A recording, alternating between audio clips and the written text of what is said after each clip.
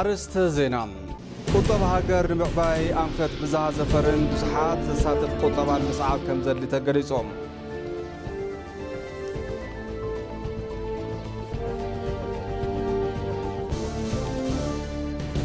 صوب ميا كينة طباب بيراوي ربحان هاجراو حدنا تنزتنا خرو ترخات مفتار تتويت كم زقبر اللهم تقريصهم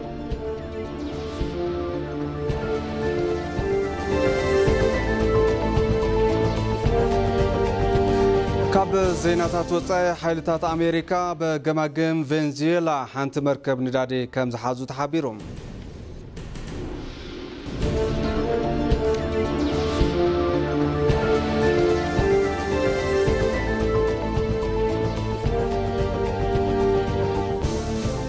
سلامت عنها بالليل خوركم تملكتي كما يتعلو ساعة شعات خوين لو كم تلمد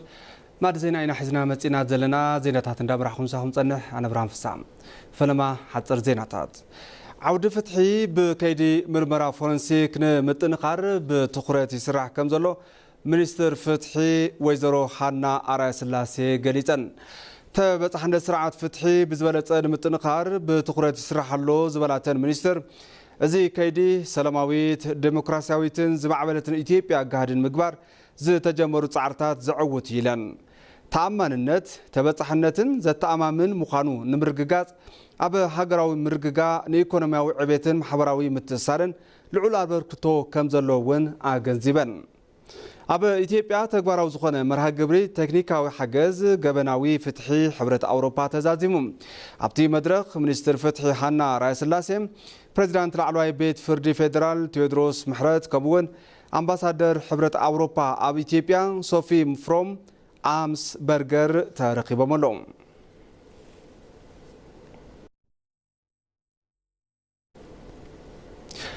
نعوت النت حجراوي زت محازوت حجراتن تكلاتن دقف كتناخرو كم زقبا وانا كوميشنر مسفن أرأي قليصوم كوميشن حجراوي زت إثيوبيا مس محازوت حجراتن تكلاتن أب استفالي قدات زت أساليتوم بروفيسور مسفن أرأي أبتوان كيدي حجراوي زت بزملكت نمحازوت تكلات قلت أجيرم لهم أبزاب ومبري أبك أتصالي زهلو معرفات زت محزنة أكلات دقف تتناخلو كقصل أوعي تقريبهم توم استجمر سرعتي بزبالة وتيتاون كخانو زقبارو دقفات تتناخلهم كم زقصلوون وهابك علتي كوميشن تزاريبهم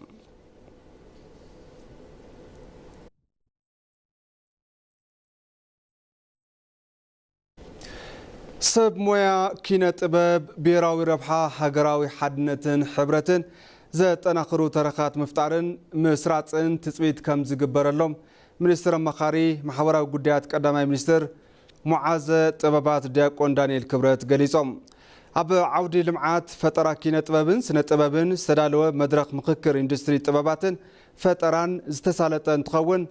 أبتي مدرخ استرخوا منستر مخاري محاورة قديات قدامي منستر صلاة باندان حبراوي شتوم نيتيبيا مدخاميلهم طمت صلاي روا أباي بر بحري قطباوي تنكرتتنام حبر بيراوي حدنتنان علم لخاوي تسمعنتنان كم زخنون حبيرهم لهم بجيو استراتيجياوي كمن كاب استعدل هجرات عالم تحنتي إثيوبيا كم زخنت بمحبر أكراون ترخاون كينات تخايد اللايلهم سلازخونه سوميا كينات باب حدنت حبرتن عبيتن زرقاقصو ترخات كفترو علوهم كبلو أتحساسيبهم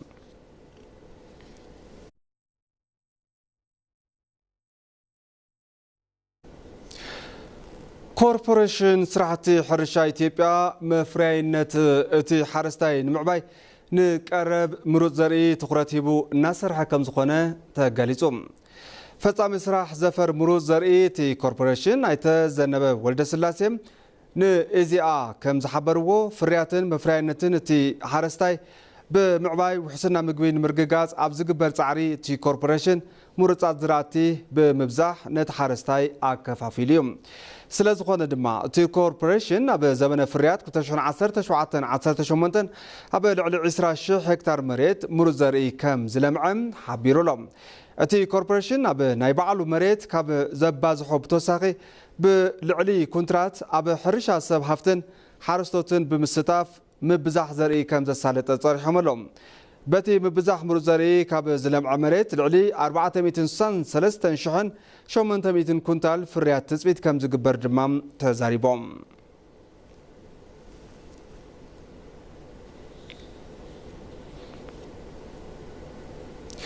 ኢትዮጵያ ኣብ ተሳተፈሎም ዓለም ለኸ መድረኻት ተሰማዕነታ እናዓበየ ከም ዝመፀ ተሓቢሩሎም ምክትል ኣካባቢ ቋሚ ኮሚቴ ጉዳያት ሰላምን ርክብ ወፃን ቤት ምክሪ ወከልቲ ህዝቢ ፈቲሕ ማህዲ ከም ዝሓበርዎም ኢትዮጵያ በጉባኤ መራሕቲ ሃገራት ኣባል ጉጅለ 20 ዘለዋ ጽልዋ ብግልጺ ከም ዝተረኣየ ኣብርሆምሎም እቲ መድረኽ ዲፕሎማስን ተሰማዕነትን ኢትዮጵያ ናብ ዝለዓለ ብርኪ ዘሰጋገረ ምዃኑ እውን ሓቢሮም ዲፕሎማሲ ኢትዮጵያ ካብ ሃገር ቦቀል ኣተሓሳስባ ዝተቐድሐ ንኣፍሪካ ሞዴል ዝኸውን ከም ዝኾነ መምህር ዲፕሎማስን ዓለም ለኸ ርክብን እንዳለ ንጉሴ ኣረዲኦም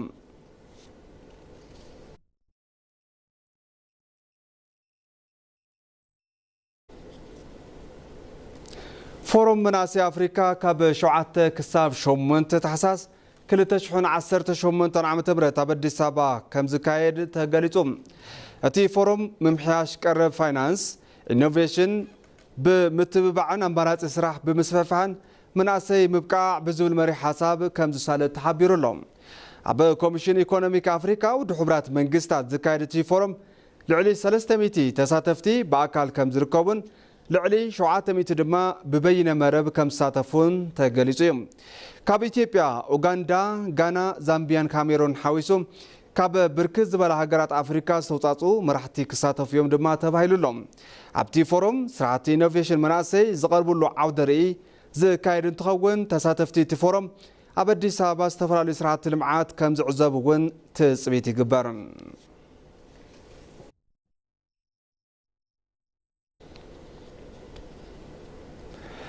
መገዲ ኣየር ኢትዮጵያ ተወሳኺት ቦይንግ 787 ድሪም ላይነር ኣውሮፕላን ተረኪቦም እታ ሓዳሽ ኣውሮፕላን ብሓደ ግዜ 213 ተጓዓዝቲ ናይ ምስፋር ዓቕሚ ዘለዋ እንትኸውን እቲ መገዲ ኣየር ዝህቦ ፅሬትን ምቹውን ኣገልግሎት ኣጠናኺሩ ከም ዝቕፅል እዩ ገሊጹ ዘሎ መገዲ ኣየር ኢትዮጵያ ዝተረከበን ቦይንግ 787 ድሪም ላይነር ኣውሮፕላን ቁጥረን 30 ምብፅሐን ድማ ተሓቢሩሎም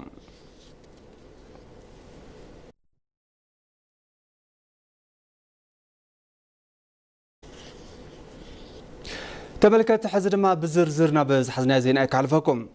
ቁጠባ ሃገር ንምዕባይ ኣንፈት ብዝሃ ዘፈርን ንብዙሓት ዘሳተፈ ቁጠባ ምስዓብን ከም ዘድሊ ተገሊጹሎም ሓደሽቲ ዘፈራት ብምፍጣር ዓለም ናብ ዘላትሉ ምዕባለ ምውንጫፍ ንጽባሕ ዝበሃል ጉዳይ ከም ዘይኮነ እውን ተሓቢሩ ዘሎ ንጸብጻብ ሃብታም ተክለ ስላሴ ሙሉ ብርሃን ግርማይ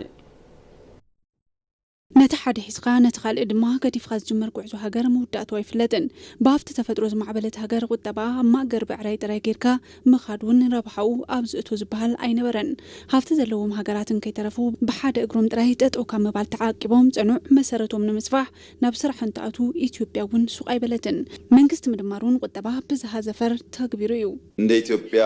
ላለ ኢኮኖሚ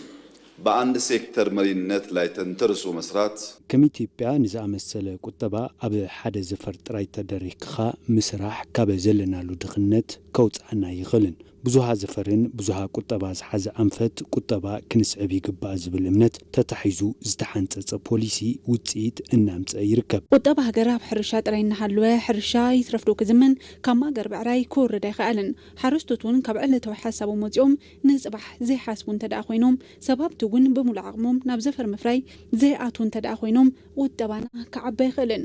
እዚ ድማ ሓደ ንሓደ ብሓደ ኣይኸውንን መሰረቱ ብዝሃ ክኸውን ይግባእ ይብል መንግስት ምድማር አዳዲስ ዘርፎች መፍጠር ወደዚያ መሻገር በዘርፎች ውስጥም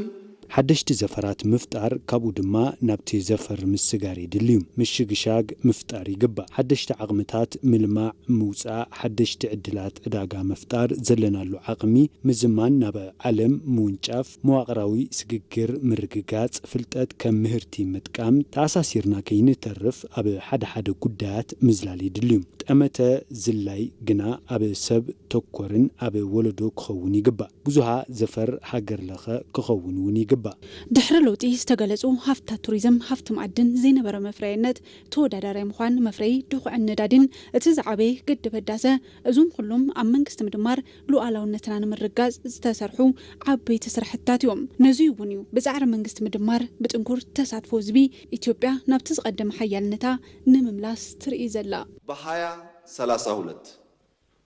የኢትዮጵያ ኢኮኖሚ ኣብ 2032 ቁጠባ ኢትዮጵያ እንተናሰ ካብ አፍሪካ መበል ካልኣይ ክኸውን እዩ ኣብ 2036 ቁጠባ ኢትዮጵያ ካብ አፍሪካ ፈላማይ ክኸውን እዩ ነዚ ካብ ምዕዋት ጠጠው ዘብለና ኣካል የለን ተመልከቲ ሕዚ ድማ ናብ ዜና ወጻኢ ክንሰግር ሓይልታት አሜሪካ ኣብ ገማግም ቬንዙዌላ ሓንቲ መርከብ ነዳዲ ከም ዝሓዙ ተሓቢሩሎም እቲ ስጉምቲ ነቲ ኣብ መንጎ ክልቲአን ሃገራት እናሰፍሐ ዝኸይድ ዘሎ ወጥሪ ዘጋድድ እዩ ተባሂሎም ኣብ ማሕበራዊ መራኸብታት ዝወፀ ቪድዮ ናይቲ ስርሒት ወታደራት አሜሪካ ካብ ሄሊኮፕተር ናብ ዝባነታ መርከብ ክወርዱ የርኢ ነቲ ስርሒት ዝኾነነት ካራካስ ዓለምለኻዊ ቅርስና እዩ ክትብል ከሲሳ ዘላ ፕሬዚዳንት ኒኮላስ ማዱሮ ብወገኖም ሃገሮም ናይ ነዳዲ ግዝአት ከም ዘይትኸውን ብምንጻር ቁጥዖም ገሊጾም እዮም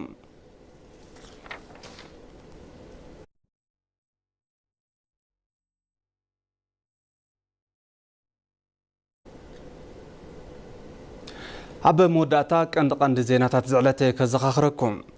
ቁጠባ ሃገር ንምዕባይ ኣንፈት ብዝሃ ዘፈርን ንብዙሓት ዘሳትፍ ቁጠባ ምስዓምን ከም ዘድሊ ተገሊጹ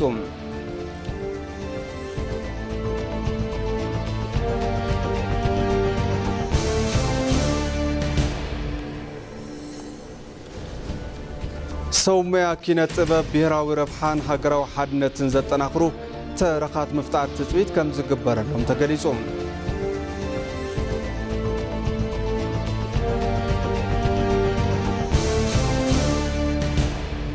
ካብ ዜና ወጻኢ ሓይልታት አሜሪካ በገማግም ቬንዙዌላ ሓንቲ መርከብ ነዳዲ ከም ዝሓዙ ተሓቢሩ ባርከስ ተመልከቲ ማዕድ ዜና በዚ ዛዘም ስለምክታልኩም ኣዝና ነመስግን ሰላም